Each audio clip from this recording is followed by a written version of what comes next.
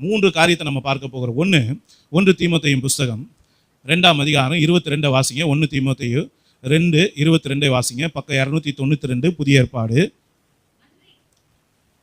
அன்றியும் பாலியத்துக்குரிய இச்சைகளுக்கு நீ விலகி ஓடி சுத்த இருதயத்தோட கர்த்தரை தொழுது கொள்ளுகிறவர்களுடனே நீதியையும் விசுவாசத்தையும் அன்பையும் சமாதானத்தையும் அடையும்படி நாடு. நல்ல கவனிங்க. சுத்த இருதயத்தோடு கர்த்தரை தொழுது கொள்ளுகிறவர்களோடு நீங்களும் நானும் ஐக்கியம் வைக்கும் போதுதான் நமக்குள்ள விசுவாசம் பெருகும் சொல்லி பவுல் தீமோத்தேயுக்கு ஒரு ஆலோசனை கொடுக்கிறார்.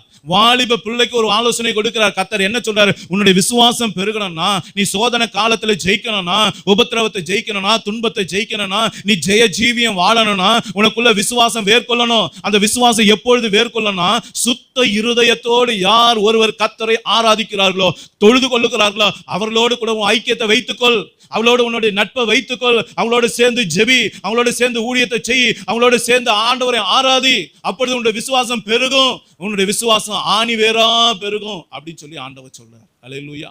அப்ப விசுவாசம் எப்போது பெருகும்? முதலாவது சுத்த இருதயத்தோடு கர்த்தரை தேடும் பொழுது நமக்கு அது வரும். இரண்டாவதாக ரோமர் 4ஆம் அதிகாரம் 21ஆம் வசனத்தை வாசிங்க. ரோமர் 4:21.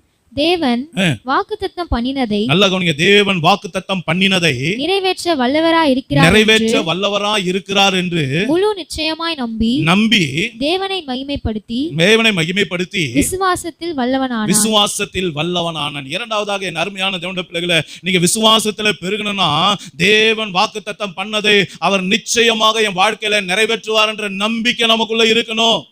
அந்த நம்பிக்கை இருந்து அது குறித்து தேவனை மகிமைப்படுத்துகிற ஒரு சுபாவம் இருக்கணும். அப்படின்னா என் அருமையான தேவனுடைய பிள்ளை, நம்பிக்கை இருக்கிறவன் என்ன செய்வானா, கர்த்தாவே எனக்கு கொடுத்த வாக்குத்தத்தத்தை நீ நிறைவேற்றி முடித்து விட்டதுக்காய் ஸ்தோத்திரம், எனக்கு வழியை திறந்து கொடுத்து விட்டதுக்காய் ஸ்தோத்திரம், சூழ்நிலைகளை எனக்கு ஆசீர்வாதமாக மாற்றி கொடுத்து விட்டதுக்காய் ஸ்தோத்திரம் என்று அதை சொல்லி அறிக்கையிட்டு விசுவாசித்து தேவனை மகிமைப்படுத்திக் கொண்டே இருப்பான். அப்படி மகிமைப்படுத்த உன்னுடைய விசுவாசத்திலே நீ வல்லவனாக மாற முடியும்.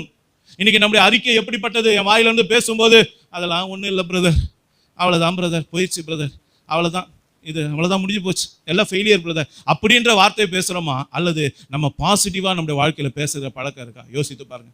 சூழ்நிலை மாறாக இருந்தாலும் கூட கர்த்தர் அதை எனக்கு வாய்க்க பண்ணுவார் என்று சொல்லி யார் ஒருவர் முழு நிச்சயமாய் நம்பி தேவனை மகிமைப்படுத்துகிறார்களோ அவர்கள் விசுவாசத்திலே வல்லவர்களாக மாறுகிறார்கள். அவர்கள் உபத்திரவத்தை ஜெயிக்கிறார்கள், சோதனை காலத்தை ஜெயிக்கிறார்கள், துன்பத்தை ஜெயிக்கிறார்கள். அவர்கள் கர்த்தரை பின்பற்றுவர்களாக மாறுகிறார்கள்.